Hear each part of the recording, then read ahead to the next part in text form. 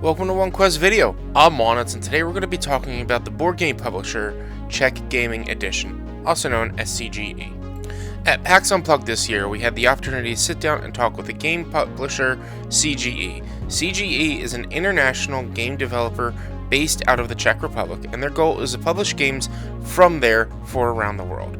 Some games you may recognize from CGE are Codenames, a spy searching and word association game, Alchemist, the potion crafting game, and Lost Ruins of Arnak, the exploration, discovery, engine builder, worker placement game that we recently reviewed. At the show this year, they were showcasing a few new games that were recently released or are being released, and I got a close-up look at SETI, Search for Extraterrestrial Intelligence, and Little Alchemist. SETI, which you're seeing on the screen now, is an engine builder resource management space exploration game. The players are tasked with exploring our solar system to search for alien life.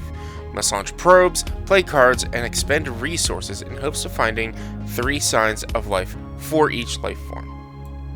There are 5 different alien species in the game, however every playthrough you can only find at most 2, which makes each playthrough a little different with each combination of life forms you find. There are a ton of little parts on this game, but the player boards actually have indents in them, so as you increase your resources and abilities, rather than piling them up right on top of the board, you could just fill in the little indents, which I think is a really cool addition to any sort of game like this. One of the really cool things about SETI is the game board itself. Similar to Lost Ruins of Arnak, it is huge. However, the solar system actually rotates. As the game progresses, you have an action that causes a planet to orbit and cause the board to rotate itself. There are 3 different sections of rotation that can happen, and the top one only does a few planets, the middle one does the top and middle, and the third one does all 3. And the planet's alignment and position really depends and gives you different resources that you can get for completing the game. First off, advance this token, which tells you which part of the solar system you move. So you would move this layer, in this case. If it were the orange one, it moves these 2, and the blue one moves everything. That's really cool.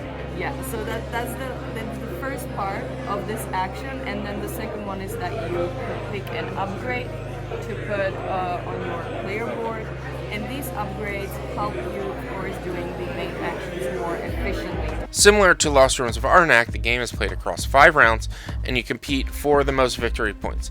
Around the game board is a victory point tracker, and once you reach 100, there's actual little tokens that'll mark 100 so that you can keep going. It just makes it so that in case you do get to 200, it's easier to count than being like, oh, I revolved around it twice. You have that little token. One of the other games they showed this year is Little Alchemist. Little Alchemist is developed by the same designer of Alchemist, which is a game where you develop and create potions with unknown ingredients, trying to figure out what does what to make it work so you can sell successful potions to your patrons. He developed this because his daughter always wanted to play with him and he wanted to play with her, so he made an easier version where you can actually use a companion phone app in order to figure out what the potions are. There's a lot of animations and things like that with it as well that make the game a little bit more interesting for young children.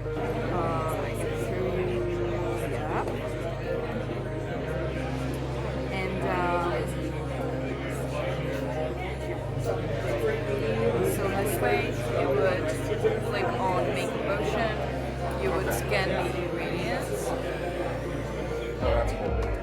and it shows you which potion you've made. So here on this triangle, you would find the intersection of these 2 ingredients, and you would mark that you made a fire potion. Okay. This game was developed for kids, and the more you play, the more features you can unlock. It's similar to a miniature legacy style of a game, but for children. So you can choose to play and move on to the next board and add more potions and potion ingredients to your stock, or you could play with the similar level that you started with and ended with in the last time you played the game. The game comes with a companion phone app, which also has a learn to play cartoon for everyone to watch. Each level doesn't have a specific age range, but the game itself is made for 7+. It's really up to the parents for each individual child to make a decision to move forward. Speaking with CGE, they said that they had kids at the age of 5 playing the base game, even though it was developed for 7+, but then they had kids older that were only still on the first or second part of the game. It's just really dependent on how much your child will pick up for the game. And in the app, there are actually these little tutorials that guide these kids through the game. That's a great way to teach a kid how to play a game, a little cartoon. That's so smart. And even though, like, of course there is a rule book, but technically you don't even need the rule book for playing the game because the app really guides you through and it tells you what to do when. So it's designed so, and you can see that there is no text. Only at some point there will be some like artifacts with a little text on them, but it's really designed the way so kids don't have to learn too much, but they're more like learning the logic, the deduction. Overall, I think CGE has a wonderful lineup of games, both out and up and coming. And if you have not had the chance to check out our Lost Rooms of Arnak video, check it out. It'll be linked in the boxes at the end of the video. Their efforts to ship Czech games developed all over the world. I look forward to working with them and growing their fan base. I'll drop a link to their homepage down in the description below. To be 100% transparent, this last game she's showing me is Moo. It's a trick-taking card game. I didn't fully 100% understand it. Card games are not my forte. Trick games, I don't really know what it means. So I didn't really get a lot of information or hold on to a lot about it. It was not something I cared about, but definitely do check it out. I think that's it for our show. If you'd like to see more of our content, you can check us out on Facebook.com/OneQuestOnline, X, Instagram, and Threads at @1_Quest. Be sure to listen to PodQuest on Thursdays every week, where all podcasts are available. See you all next time.